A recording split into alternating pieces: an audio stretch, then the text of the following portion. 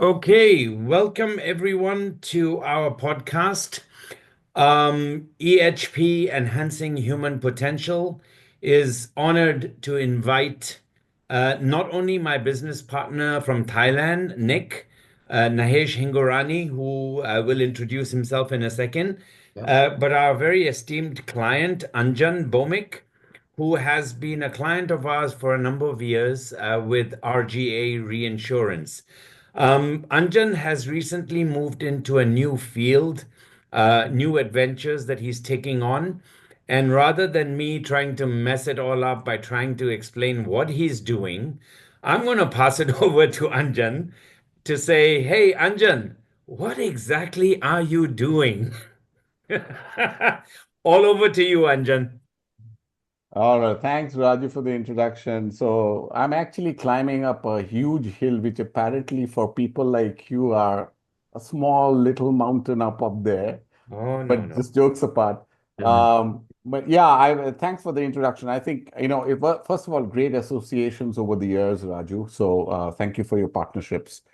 Um, I have kind of branched out to start my own talent and Mhm. organization development practice. It's one of its kind in India. More formally, it's probably one of Mhm. the very few talent and organization development startups in the country. It serves fundamentally um, needs around organization, needs around learning and leadership development, around the coach practice, and a little bit Mhm. around well-being.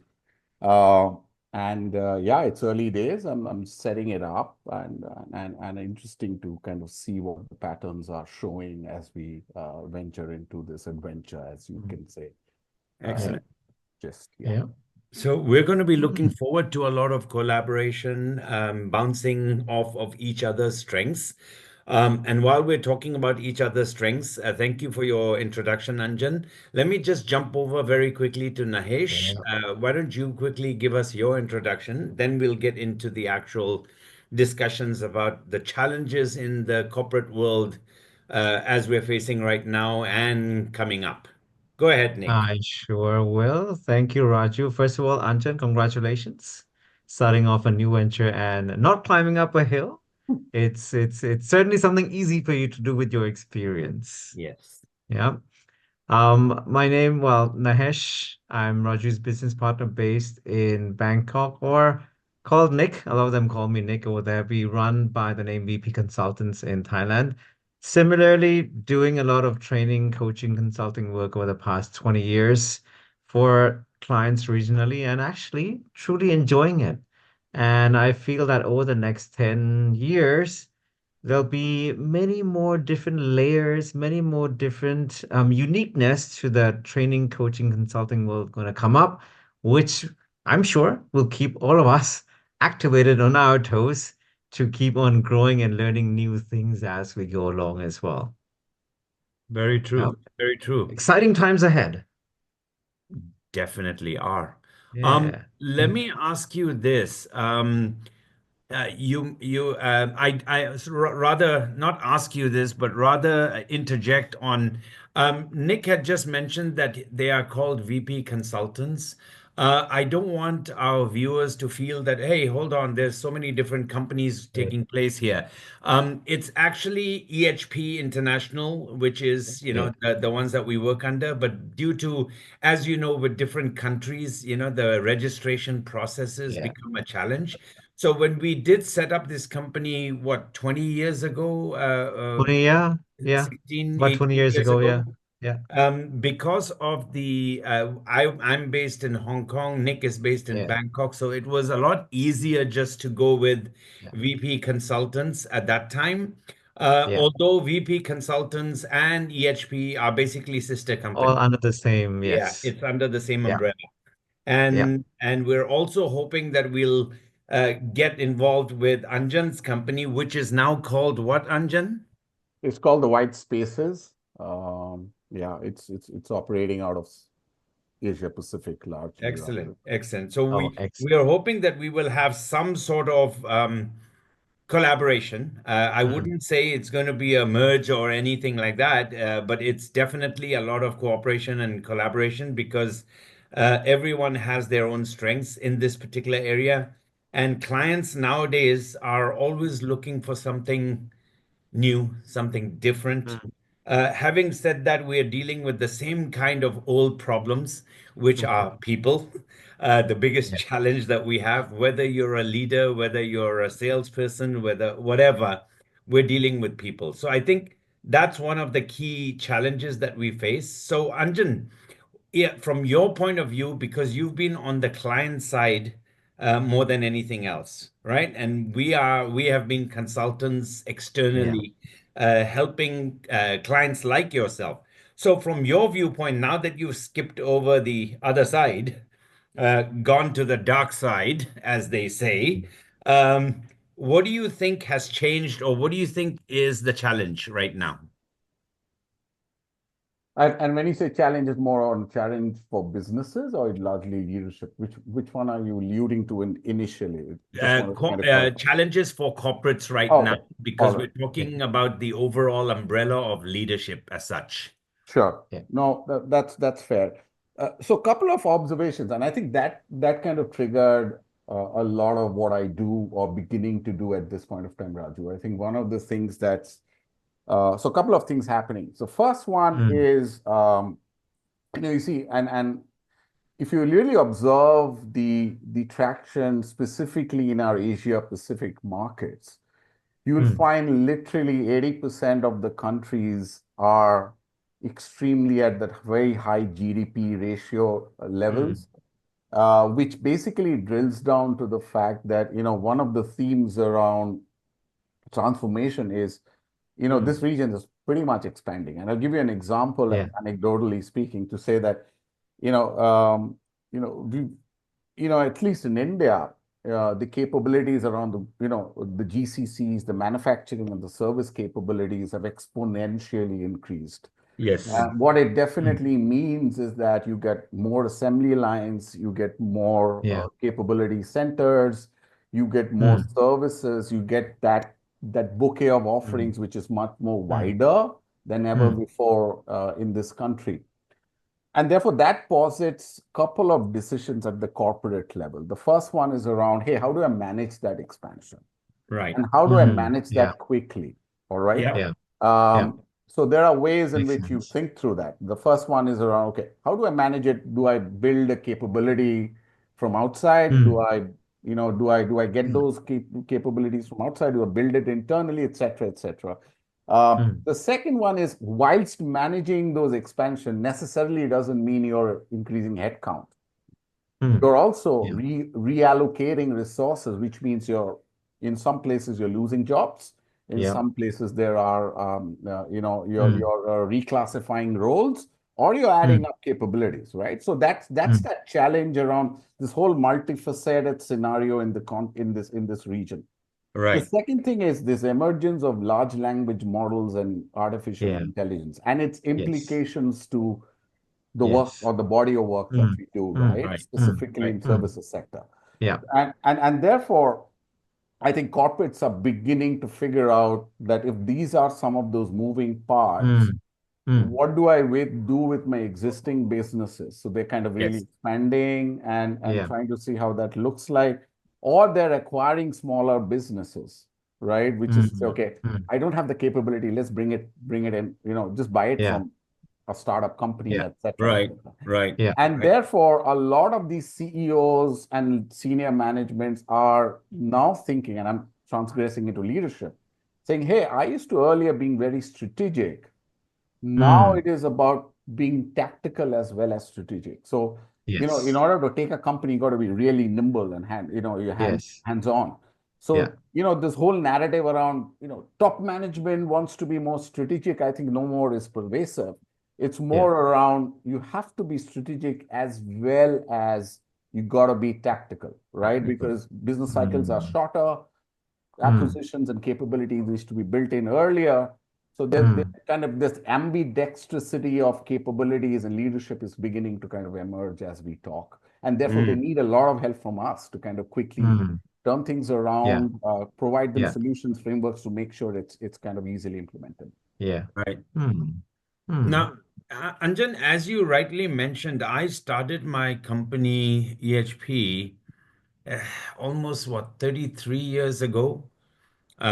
So at that time, I strongly believed in the motto that a company's most important asset are its people. And I've basically been very steadfast in that thinking process because I truly believe this is what it is. Having said that, the world around us is changing, and you mentioned the word AI. So Hmm. obviously that comes into play as well. So with all this happening, how do you feel about that sentence that a company's most important assets are its people? Yeah. So Interesting point. yeah, Hmm. and I think the jury is still not out. I'll be honest with you, right? Yeah. Hmm. Because there are different interpretation and narratives around it, around Hmm. what it means for people, right? Mm, mm, Hmm. What it does, and this is purely sensing that, as I speak to few companies across, Hmm. one of the things that's coming out is work has really become more efficient. yes. So Yeah. things have become Yeah. faster. Consolidations has become Yeah. more efficient and effective. Uh, Mm, Yeah. Outputs and analytics have become much more Hmm. Hmm. accessible to a normal human being. And therefore, I think in that level, Raju, there is a fair amount of narrative around, okay, we've been much more efficient in the professional Hmm. setup. Hmm. And therefore, all those levels and work or positions that was related to tactical efficiency-led Hmm. work is actually under question. And I won't mm, be, I would be wronged if I don't tell you the truth. So there is a little bit of discussion around, hey, do I need a draftsman, Good thing. Yeah. right, in right. the service Right. sector or a Yeah. legal sector, Mm, et cetera, et cetera. So I'm just giving you Yeah. that. So that questions those inquiries are happening. Yeah. However, at that level, I think there are new capabilities that are getting emerged. So there is mm, a lot of Yeah. work around, okay, what does it mean to kind of really validate the Hmm. product that's coming out from large Hmm. language Hmm. models? Who Hmm. would validate those? Do we need a mm, Yep. functional expert to really Yep. validate those? So new Yep. roles will emerge. But right. I Hmm. but it's a mixture of both in terms of, really looking Hmm. through jobs which are more Hmm. cyclical, Hmm. more tactical to say, hey, what's the efficiency versus the large language models? Hmm. And Mm, therefore, what new capabilities do we need to build in to make sure Hmm.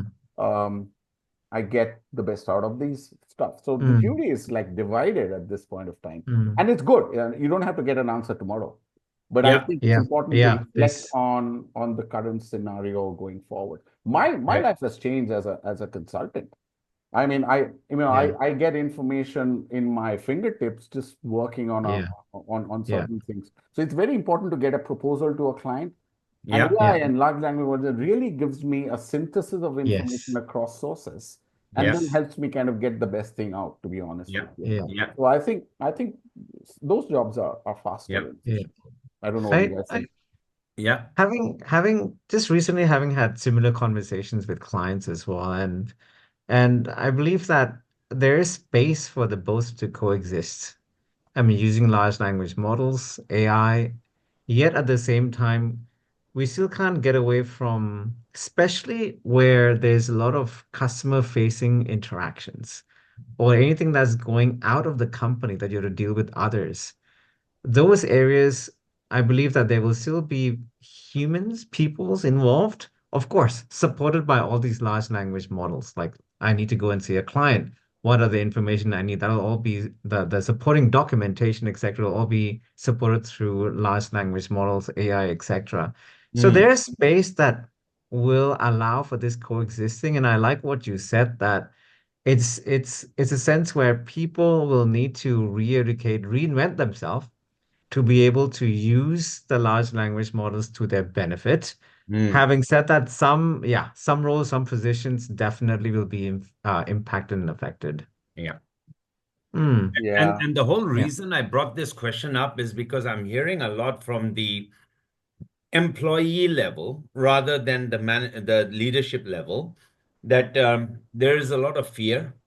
that AI Mm, is going to displace people, mm, and people will mm, lose their jobs. And so that's from their point of view.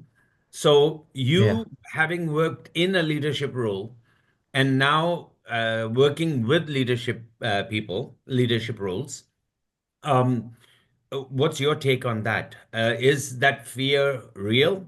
Is that something that could happen? People will lose their jobs, or are we just going back to what Nick just mentioned, that they just need to reinvent themselves, they need to upgrade themselves to be able to do things, different things, because Mm, some of the mundane type of jobs, as you mentioned, Anjan, very rightly, is that's going to be taken over by people, by AI and stuff like that, because it's just more efficient.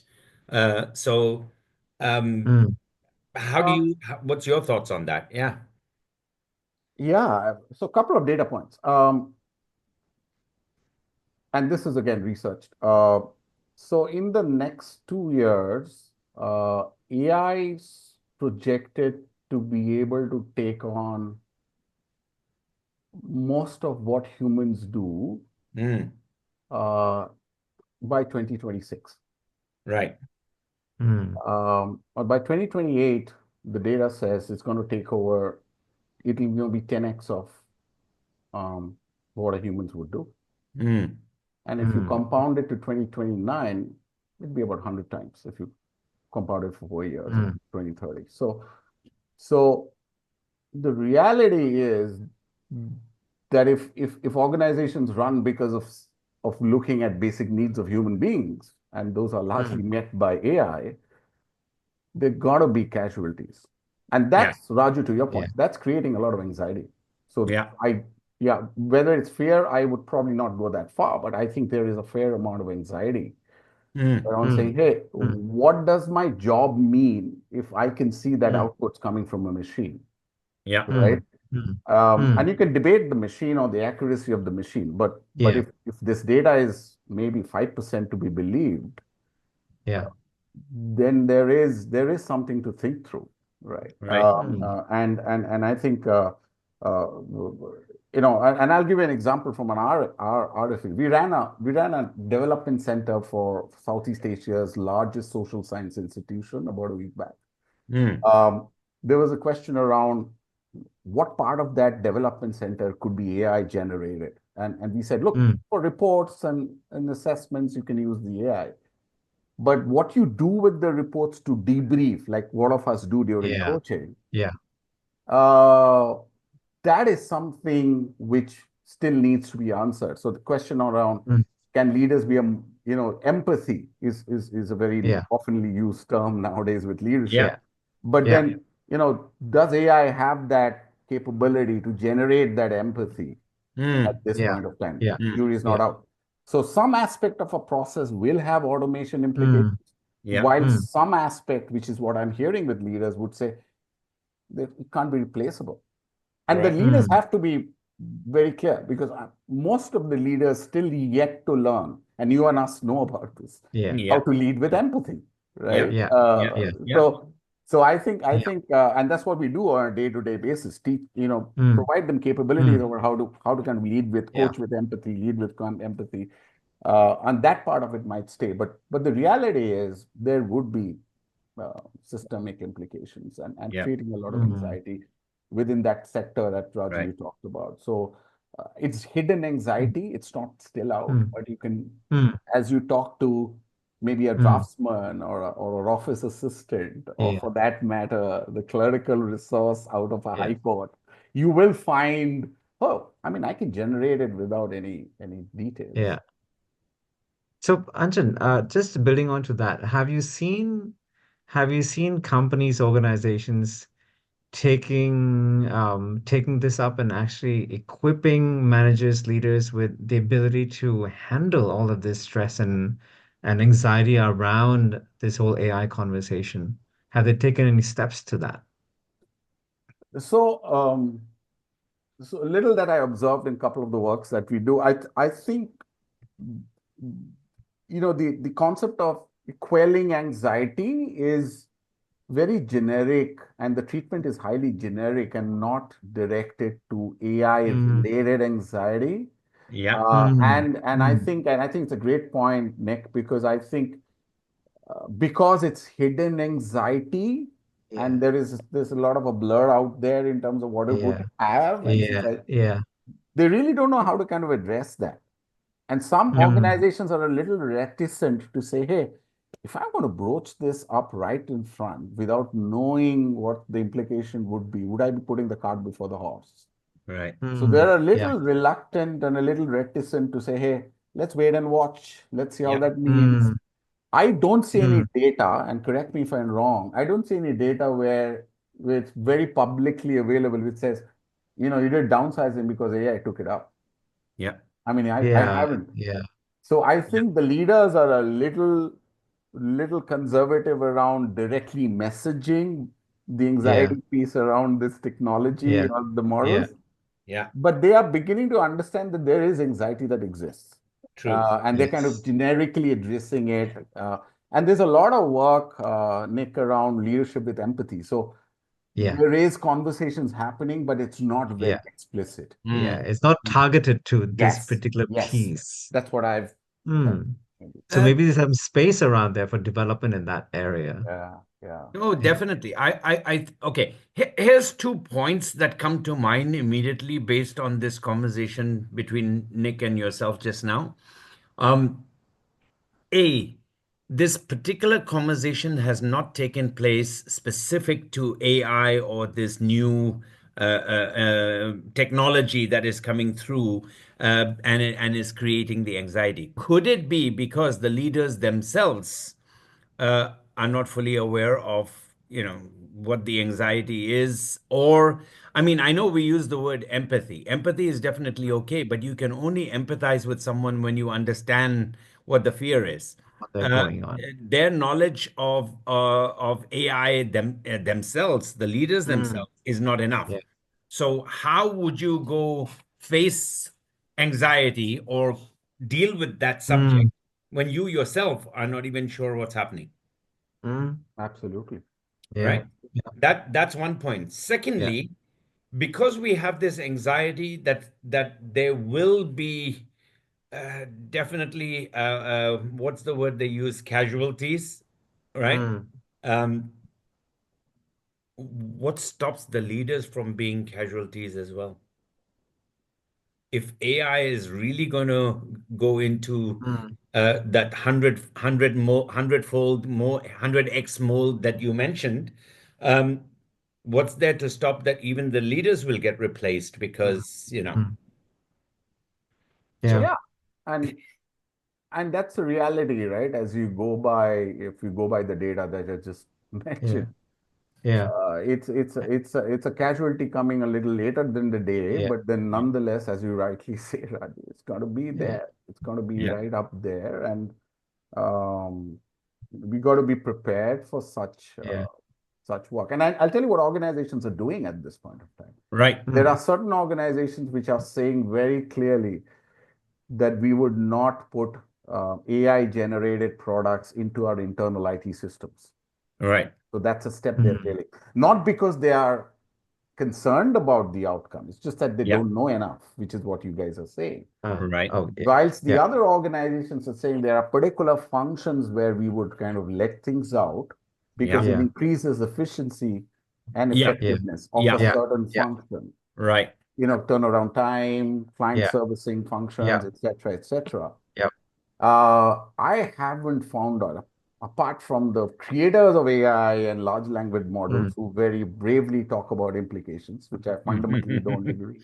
Yeah. yeah, People are going whole hog to kind of deploy that, yeah, right? So, Yeah. Yeah. so I would probably put very, Yeah. very in a humor, it's much more good humor to say today crypto is where AI is. Both of them are figuring things out, Yes. yeah, Yes. Exactly. right? Yeah. I like that exactly, word. And you really don't know, don't know in Yeah. both the aspects what's Yeah. happening with each other. Some Yeah. people are going whole hog, some people are not going Yeah. whole hog, but they're Yeah. all waiting and watching. yeah, Yeah. But there is very clear indication that it's going Mm. quickly. It's going Mm. to change the way we Mm. think, work, act, Mm. result, deliver. Uh, mm, but Do, yeah, and it's going to be do very you, fast. Next 1 year, things will change. So yeah, yeah. I yeah. guess it's Yeah. going